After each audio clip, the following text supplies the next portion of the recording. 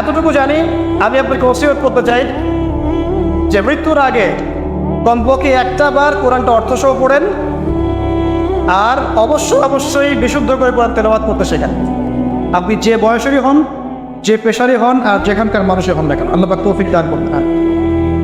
আরেকটা বলা হচ্ছে ওয়া যিকরুল্লাহি আযজা ওয়া জাল, এবং আল্লাহ পাকের জিকির, এই দুটো করলে আসমানে তোমাকে স্মরণ করা হবে এবং জমিনে আল্লাহ পাক তোমাকে নূর দিবেন। আল্লাহর জিকির কি? আল্লাহকে স্মরণ করা। সবচেয়ে সেরা জিকির নামাজ। সবচেয়ে সেরা জিকির কি? নামাজ। তারপরে সেরা জিকির কোরআন তেলাওয়াত। কোরআনকে আল্লাহ পাক জিকির বলেছেন, ইন্না নাহনু নাযালনা যিকরা ওয়া ইন্না লাহু লাহাফিজুন।